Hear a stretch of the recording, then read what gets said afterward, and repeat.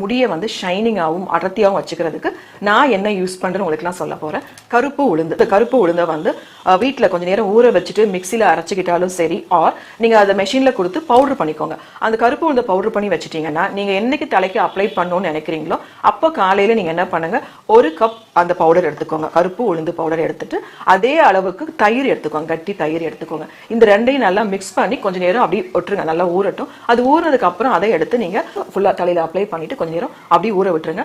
உங்களுக்கு ஒருவேளை சைனஸ் ஏதாவது ஹெடேக் வரும்னு ஃபீல் பண்ணீங்கன்னா ஜஸ்ட் ஒரு 10 to 15 மினிட்ஸ் போதும். அப்படிலாம் இல்லை எனக்கு ஒன்றும் ப்ராப்ளம் இல்லைன்னா நீங்கள் அரை மணி நேரம் கூட ஊற வைக்கலாம். ஸோ ஊற வச்சிட்டிங்கன்னா அப்பவே உங்களுக்கு ட்ரை ஆகி உதிர ஆரம்பிக்கும் அந்த உளுந்து. அப்போ நீங்கள் போயிட்டு குளிச்சிடலாம். இதுக்கு நீங்கள் வந்து ஷாம்பு கண்டிப்பாக போடக்கூடாது, சீக்காயும் போடக்கூடாது. ஏன்னா அந்த உளுந்துலேயே ஷாம்பு குவாலிட்டி இருக்கும், நீங்கள் குளிக்கும் போதே தெரியும். அதுவே நல்லா ஷாம்பு மாதிரி உங்களுக்கு ஒரு பஃபினஸ் கொடுக்கும். நீங்கள் இது நல்லா நீங்கள் கழுவிட்டு காய வச்சுட்டு இருங்க. வாரத்தில் ஒரு நாள் இந்த உளுந்து பேக் போட்டிங்கன்னா கண்டிப்பாக உங்கள் முடி ஸ்ட்ராங்காக நல்லா ஹெல்த்தியாக வளரும்.